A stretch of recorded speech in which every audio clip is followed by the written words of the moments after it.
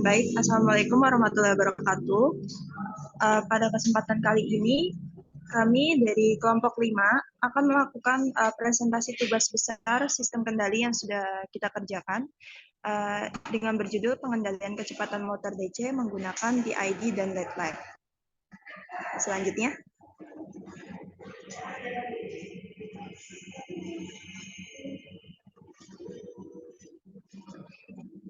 Untuk kelompoknya, kami kelompok 5 terdiri dari saya sendiri, Damar Azani Susanto, kemudian Laila Aida Fatima, dan Sofian Hermawan.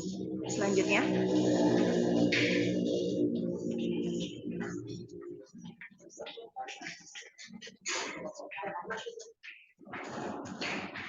Topik pembahasan yang akan kita bahas kali ini adalah yang pertama pendahuluan, yang kedua ada tinjauan pustaka, dan yang ketiga pembahasan, serta yang keempat ada kesimpulan dan saran. Pertama kita membahas pendahuluan terlebih dahulu.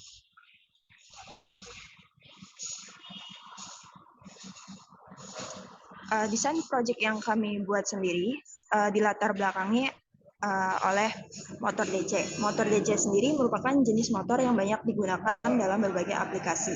Namun dalam penggunaannya sering terjadi penurunan kecepatan motor DC akibat adanya beban sehingga kecepatan menjadi tidak konstan. Untuk itu, mengatasi masalah ini kita memerlukan sistem kendali yang dapat mengontrol kecepatan motor DC dengan kontrol PID. Dan untuk mengimplementasikan PID sendiri terdiri dari 3 parameter, yaitu harus ditentukan. Yang pertama adalah proportional gain, integral gain, dan derivatif. Selain itu, LED lag dan motor DC digunakan untuk mengontrol kecepatan dan arah putaran motor DC dengan mengubah fase. Berikut adalah gambarnya ya dari motor listrik. Selanjutnya. Nah, rumusan masalah yang kita buat pada proyek kali ini yaitu bagaimana hasil analisis sistem dalam bentuk rod locus, body plot, dan news plot, dan bagaimana cara membuat model sistem kontrol proporsional yang dapat mengatur kecepatan putar motor DC dengan stabil. Dan yang ketiga adalah bagaimana hasil dari model sistem yang telah dirancang. Tujuan kami di sini yaitu untuk mengetahui bentuk model sistem kontrol proporsional yang dapat mengatur kecepatan putar pada motor DC. Dan juga memahami analisis sistem dalam bentuk rod locus, body plot, dan news plot, dan sistem yang dibuat, mengetahui hasil tingkat keberhasilan dari model sistem yang telah dirancang. Selanjutnya, kita masuk kedua yaitu tinjauan pustaka. Pertama kita harus mengetahui terlebih dahulu ya apa sih sebenarnya itu motor DC. Nah, motor DC sendiri adalah motor listrik yang dapat mengkonversi energi listrik menjadi energi gerak mekanik. Motor DC sendiri bekerja dengan prinsip bahwa arus searah melalui kumparan medan menghasilkan medan magnet tetap yang berinteraksi dengan medan magnet kumparan jangkar untuk menciptakan putaran pada motor. Selanjutnya. Yang kedua yaitu loop tertutup ya. Kita di sini sistemnya menggunakan loop tertutup, yaitu adalah sistem kontrol di mana sinyal output mempengaruhi proses pengendalian itu sendiri melalui umpan balik, dan kesalahan antara sinyal keluaran dan sinyal masukan diukur dan digunakan untuk mengkoreksi dan mendekatkan output ke nilai yang diinginkan. Dengan umpan balik loop tertutup dapat mengurangi kesalahan beradaptasi terhadap perubahan kondisi dan mengatasi gangguan eksternal sehingga meningkatkan presisi dan kestabilan sistem kontrol. Dan diagram loop tertutup sendiri bisa dilihat ya, itu gambarnya. Dan selanjutnya, nah yang ketiga adalah kita menggunakan kontrol PID. Kontrol PID sendiri terdiri dari proporsional, integral, dan diferensial, dan masing-masing dengan keunggulan tersendiri. Aksi on off memiliki waktu naik yang cepat, aksi proporsional memiliki waktu naik yang cepat dan stabil, dan aksi integral membantu mengurangi kesalahan, dan aksi diferensial dapat meredam respon yang berlebihan atau kekurangan. Untuk mencapai sistem kendali yang memiliki waktu naik dengan cepat, kesalahan kecil, dan kestabilan yang baik dapat menggunakan aksi kendali PID yang menggabungkan ketiga aksi tersebut. Menunjukkan diagram bloknya ya, serta rumusnya yang terkait. Baik, selanjutnya.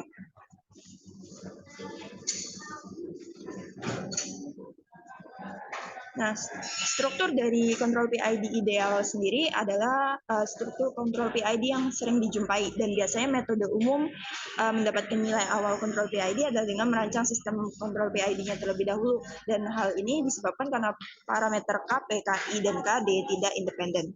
Untuk mendapatkan aksi kontrol yang baik diperlukan langkah kombinasi antara P, I, dan sampai dengan nilai KP, KI, dan KD seperti yang diinginkan. Dan berikut adalah struktur kontrol PID-nya sendiri.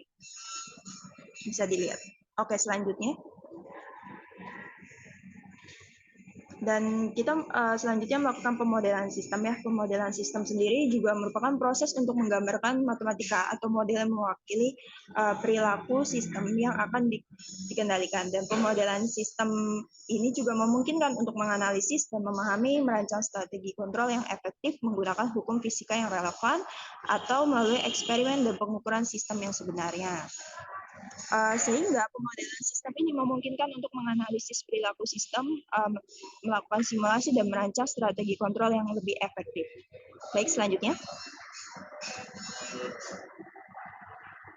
Dan kompensasi sistem sendiri selanjutnya adalah perangkat listrik mekanik atau pneumatik hidrolik yang kombinasinya terdiri dari rangkaian RC ya, listrik mekanik pneumatik tersebut, dan penguat. Jika kompensator pada GS di GCS dipasang secara seri, yaitu kaskade, dengan fungsi transfer yang tidak dapat diubah, misalnya pada GS, maka disebut kompensasi kaskade seperti yang ditunjukkan pada gambar berikut. Baik, selanjutnya. Nah, jenis kompensator sendiri ada dua, yaitu LED-like. Yang pertama kita bahas LED-nya terlebih dahulu. Jadi, diagram skematik kompensator LED ini ditunjukkan pada gambar dengan R1CI1 lebih besar dari R2C2 dari rangkaian tersebut. Maka kita akan memperoleh Z1 dan Z2. Bisa dilihat skematiknya, dan kemudian kita mendapatkan fungsi transfernya ya dari impedansi Z1 dan Z2-nya. Baik, selanjutnya.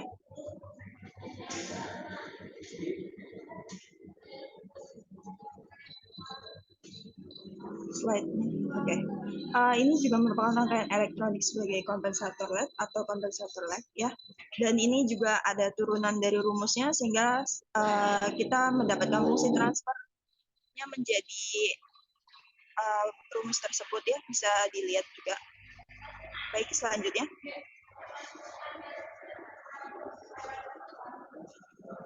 Untuk selanjutnya adalah kompensator lag ya. Diagram skematik rangkaian lag di sini sama dengan rangkaian LED yang ditunjukkan pada gambar di bawah. Bisa dilihat gambarnya dan rumusnya. Dan untuk selanjutnya,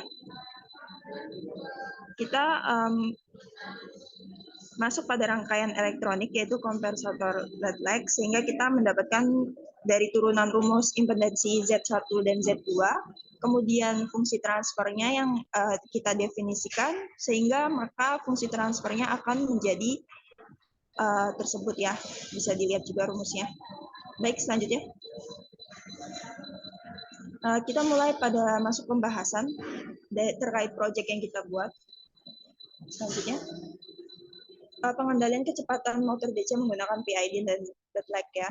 Seperti bisa dilihat parameter dan nilai-nilai yang kita masukkan, dan sistem akan dikendalikan dengan kecepatan sebuah motor DC, atau adapun motor DC yang digunakan sebagai acuan parameter kita adalah motor DC dengan merek Fitment GM8X12. Pengendalian ini mempunyai tujuan agar kecepatan motor DC merek tersebut dapat menghasilkan kecepatan yang stabil dan memiliki parameter yang dibutuhkan. Baik, selanjutnya.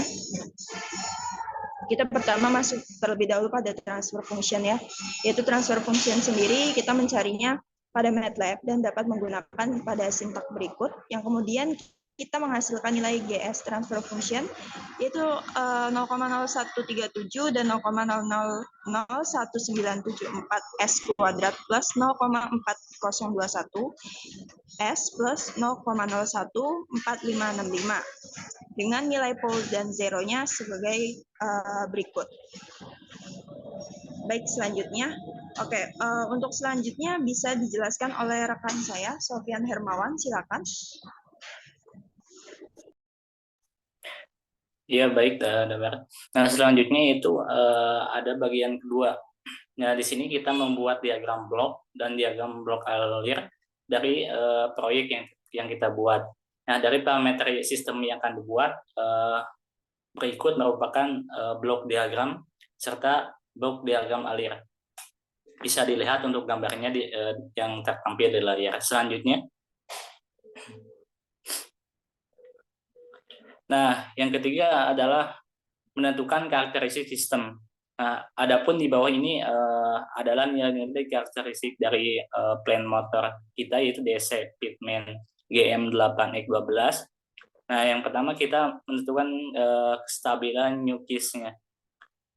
Nah, bisa dilihat kan di sini ada kestabilan nukisnya.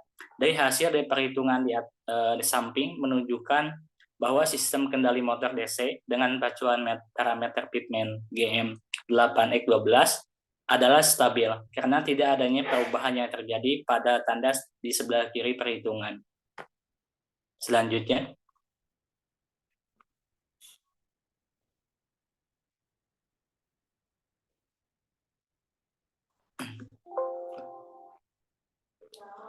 nah, adapun di bawah ini ada nilai-nilai karakteristik dari plan motor DC Pitman GM8X12 kita.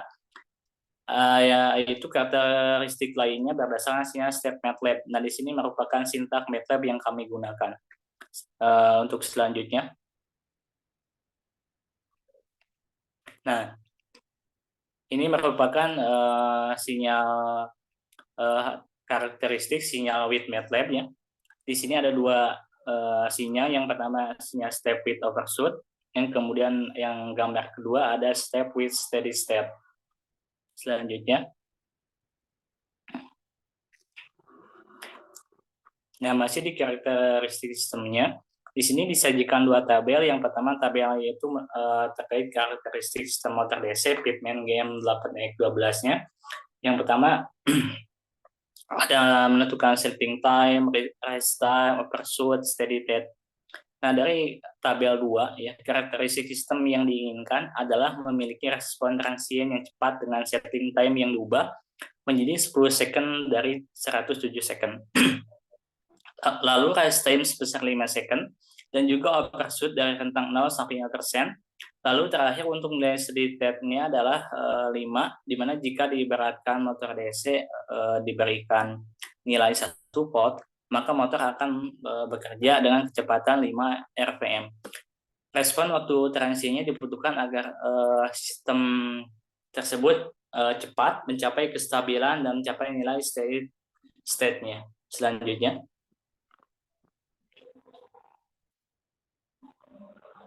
nah, yang keempat ada root locus, yaitu analisa kestabilan sistem.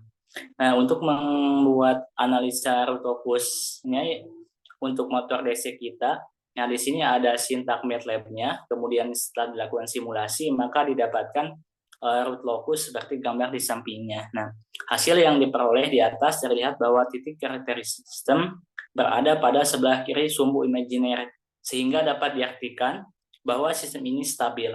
Hanya saja, untuk titik paling kanan terdapat pada perbatasan sumbu imajiner. Selanjutnya,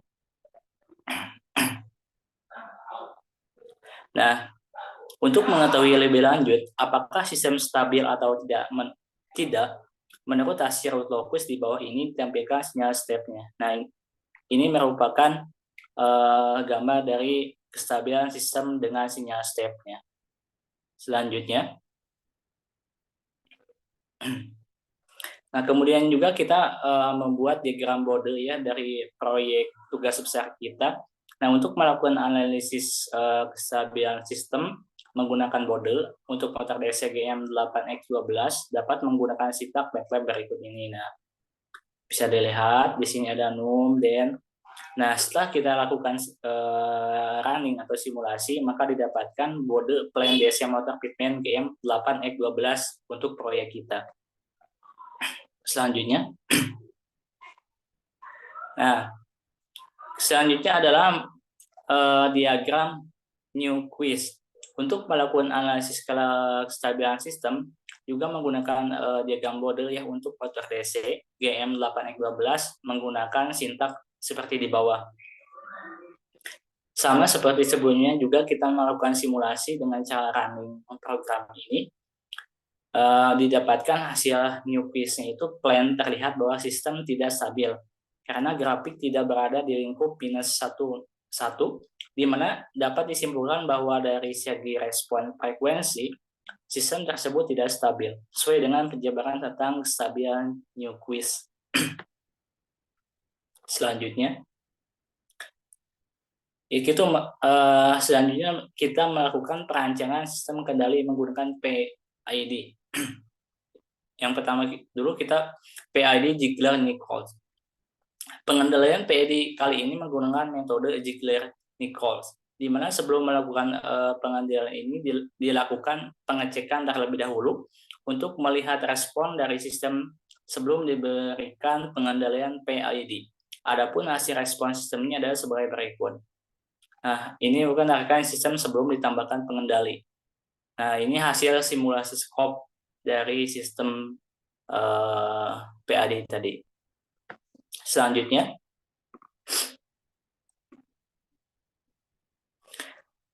adapun agar sistem motor DC Pitman GM8X12 kita dapat dikendalikan menggunakan PID ya, untuk mendapatkan karakteristik sistem yang ingin didapatkan sesuai dengan tabel 2 yang tadi yang ditampilkan.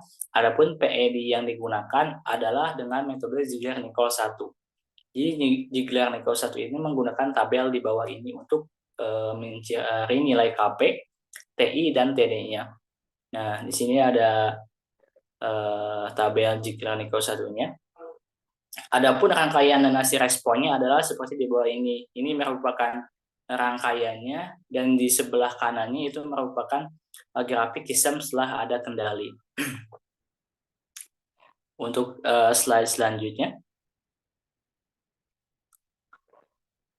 dari grafik tersebut daerah L berada sampai saat sinyal grafik terlihat naik, sehingga nilai L adalah 3, sedangkan untuk nilai T adalah nilai saat sistem naik sampai di titik 16,2, sehingga didapatkan nilai L dan T-nya adalah L sama dengan 3, T 16,2 dikurang 3 hasilnya 13,2. Setelah mendapatkan nilai tersebut, maka dapat mencari nilai KP, KI, dan KD-nya sesuai dengan tabel yang dijelaskan di atas. Nah, yang pertama ini untuk gambar yang di bawahnya ya, 1 mencari nilai kendali P. Bisa dilihat untuk cara pencariannya. Selanjutnya, 2. Karakteristik lainnya berdasarkan step MATLAB. Yang pertama kan kita mencari nilai KP terlebih dahulu, kemudian setelah nilai KP-nya ditemukan, kita mencari nilai TI dan KI seperti ditunjukkan pada gambar di bawah ya. Selanjutnya kita melakukan penambahan nilai PI untuk sistem. Maka setelah dilakukan simulasi didapatkan respon sistem dengan kendali PI. Nah, ditunjukkan ya sini responnya ini. Nah, pengendalian PI ini yang ditambahkan pada sistem sesuai dengan fungsinya, yaitu untuk menghilangkan nilai error steady-nya. Kemudian terlihat bahwa nilai steady state-nya adalah 1, di mana masih belum termenuhi dengan karakteristik yang kita inginkan. Dengan rise time menurun menjadi 570%, lalu output-nya pun menjadi lebih tinggi dari sebelumnya, di mana tidak masuk ke dalam nilai toleransi yang kita inginkan, yaitu 0 sampai 5%. Selanjutnya, nah kita langkah yang ketiga mencari nilai kontrol PID. Yang pertama kita mencari nilai KP-nya terlebih dahulu. Setelah nilai KP dapat, kita masuk kepada nilai yang kedua, yaitu mencari nilai TI dan KI-nya. Sama, lakukan perhitungan menggunakan rumus yang ditampilkan di layar. Kemudian kita juga mencari nilai TD dan KD-nya. Nah, setelah didapatkan, maka kita dapat melihat respon sistem dari kontrol PID kita. Nah, di sini juga ada disajikan parameternya seperti overshoot, setting time, rise time-nya. Selanjutnya, nah dengan menggunakan pengandaian PI, dan PI di Zagreb-Nichols tidak dapat memperbaiki agar sistem sesuai dengan karakteristik yang diinginkan, di mana overshoot akhir dicapai 11,880% dengan nilai rise time yang sudah mendekati parameter yang diinginkan, yaitu nilai akhirnya sebesar 6,511 second, dari rise time yang diinginkan ada 5 second. Sedangkan untuk settling time belum terlihat. Untuk melihatnya dapat dengan melihat sinyal step-nya. Adapun sinyal step-nya ditampilkan di bawah ini.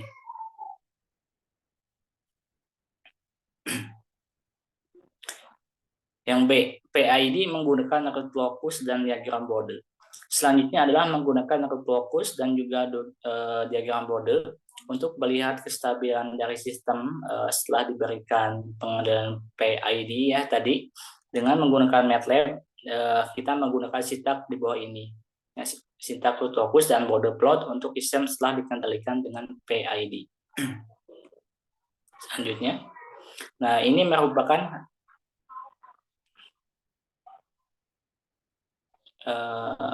mohon maaf, slide-nya belum terbuka. Ya. Yang berikut merupakan hasil simulasi untuk root locus dan diagram Bode-nya. Nah, untuk grafik root locus di sebelah kiri dan untuk Bode-nya di sebelah kanan. Jadi grafik root locus sebelum dan setelah penerapan pengendalian PID menunjukkan sistem yang stabil dengan posisi titik pada sebelah kiri sub-imajiner. Pengendalian PID membantu menjaga stabilitas sistem. Pengendalian PID grafik biru yang stabil fase marginnya 128 derajat dan minus 180 derajat. Sedangkan sistem tanpa PID grafik orange berpotensi tidak stabil, PG-nya minus 6,32. Pengendalian PID meningkatkan stabilitas sementara sistem tanpa PID berpotensi tidak stabil. Selanjutnya, untuk yang ke-8 kita melakukan perancangan sistem kendali lead lag. Nah, yang A, lead lag dengan root locus. Kita pertama mencari nilai GC-nya dulu untuk kompensator LED dengan menggunakan root locus, yaitu untuk mencari nilai akar palsu pola yang diinginkan. Kita sesuaikan parameter steady state-nya itu 5, overshoot 2% sama 5%, settling time 10 second, dan rise time 5 second. Dalam perbandingan dengan root locus system, kita juga dapat mencari nilai Z-LED dan V-LED-nya sesuai dengan parameter tersebut.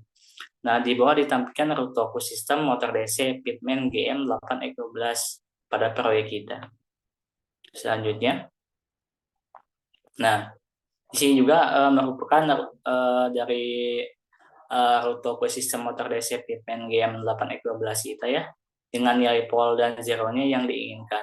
Didapatkan nilai P-lead dan Z-lead-nya sebagai berikut. Nilai P-lead-nya adalah minus 1,6100, nilai Z-nya minus 1,9400. Selanjutnya, kemudian setelah mendapat nilai Z-lead dan P-lead-nya, carilah nilai kompensator lead dengan kajian kalikan nilai GC dan nilai GS, di mana GS dan GC adalah seperti berikutnya. GC ini dikalikan dengan menggunakan MATLAB, didapatkan nilai untuk lead kompensatornya adalah sebagai berikut. GC 0,5521 di bawahnya. Dapat dilihat pada layar ya. Mungkin dari saya sampai sini. Selanjutnya akan dijelaskan oleh teman saya kepada Laila. Kepada Laila dipersilakan. Oke. Terima kasih Sofian. Kedengeran suaranya ya? Ya udah. Oke. Jadi selanjutnya adalah kemudian mencari lead lag kompensator dengan mencari nilai Z-LED dan juga P-lag-nya D dengan menggunakan sintak MATLAB yang digunakan untuk mencari nilai P-lag dan Z-lag-nya. Lalu untuk nilai P-lag dan Z-lag-nya adalah di bawah ini. Sebentar.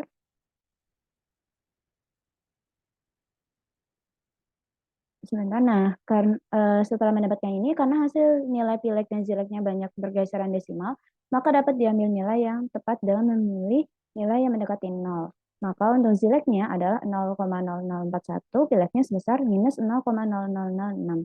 Pergeseran nilai desimal ini bisa terjadi karena adanya ketidakakuratan perhitungan dengan nilai pilek dan zileknya. Selanjutnya adalah mendapatkan nilai kompensator litleknya. Slide.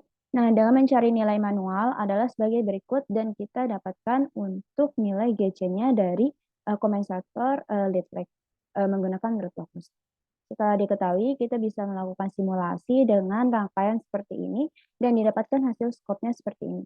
Nah, dari hasil skop ini kita bisa mengetahui bahwa untuk settling time-nya itu sebesar, kalau misalnya di sini kita lihat di saat waktu jatuh menuju kestabilan itu sekitar di angka 8 second, lalu untuk rise time-nya di sini terlihat yaitu sekitar 1,88 second, dan juga overshoot-nya ada di angka 4,737%.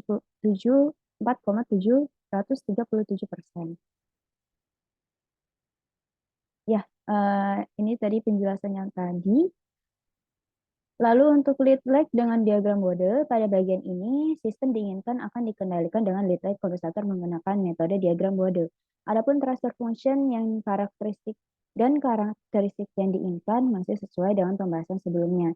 Kemudian setelah mengetahui karakteristik yang diinginkan, maka selanjutnya adalah mendapatkan frekuensi crossover-nya dengan sintak di bawah ini. Ya. Setelah itu kita mendapatkan, setelah dilakukan simulasi, didapatkan nilai parameter-parameter seperti ini. Seperti crossover-nya berapa, fase margin yang baru dari diagram Bode-nya berapa, lalu steady state error-nya berapa, dan sistem karakteristik lainnya. Nah, setelah mendapatkan nilai crossover dan fase margin yang baru, kita bisa mencari nilai kompensator lead lag-nya menggunakan metode diagram Bode. Adapun ini sintaknya. Dan setelah dilakukan simulasi, kita dapatkan nilai GCS-nya, yaitu kompensator lead lag menggunakan diagram Bode. Nah, di bawah ini adalah diagram Bode sebelum dan juga dilakukan proses crossover frekuensi. Terlihat bahwa ada perubahan grafik ya, yang warna oranye adalah setelah crossover dan biru adalah merupakan diagram Bode sistem yang awal gitu.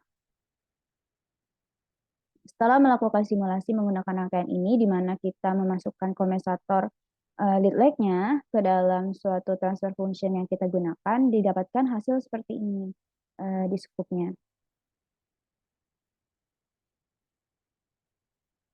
Kemudian untuk parameter sistem yang didapatkan adalah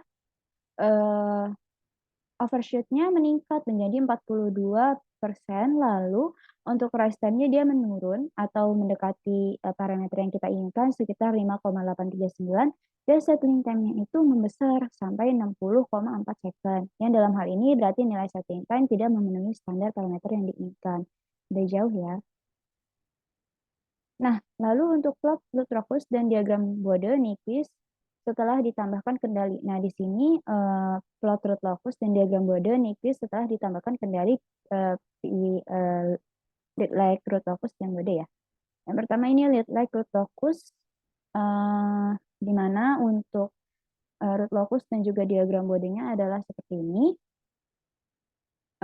Di root locus ini menunjukkan bahwa setelah sistem ditambahkan pengendali lead lag kompensator, maka nilainya ini, maka root locusnya ini stabil ya teman-teman, dan juga diagram Bode-nya juga terlihat stabil karena fase marginnya sekitar 69%, 69,1 dibandingkan gain margin, sehingga fase margin yang lebih besar menunjukkan bahwa sistem memiliki kelebihan menangani perubahan fase dan tetap stabil dalam menghadapi variasi fasenya. Perancangan sistem kendali lead lag. Nah, di sini root locus Bode Nyquist lead lag kompensator dengan root locus untuk kestabilan dan Nyquist terlihat bahwa sistem stabil karena power putaran arah grafiknya menunjukkan ke kiri tidak sesuai dengan arah jarum jam. Berarti dalam segi kestabilan respon frekuensi sistem Nyquist, sistem dengan menggunakan lead lag kompensator root locus tidak stabil.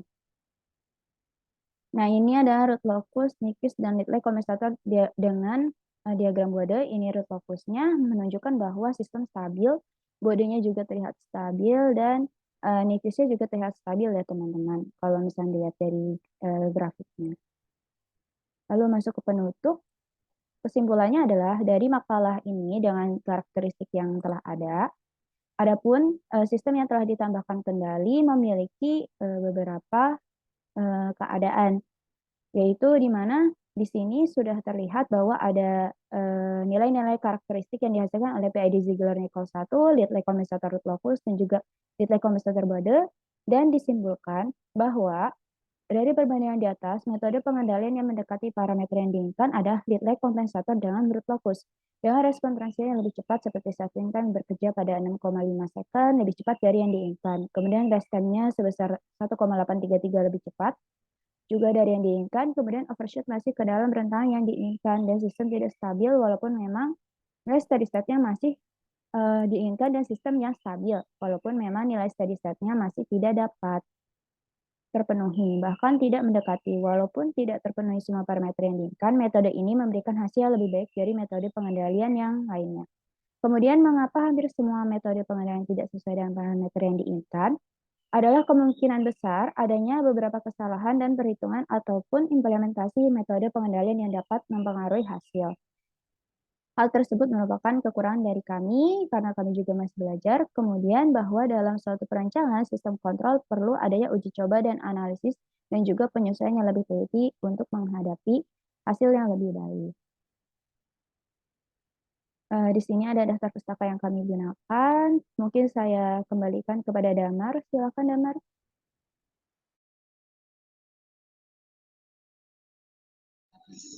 Baik, terima kasih kepada Laila. Sepertinya sudah cukup ya dari kelompok kami. Mohon maaf apabila ada kesalahan. Sekian dari kami. Wassalamualaikum warahmatullahi wabarakatuh.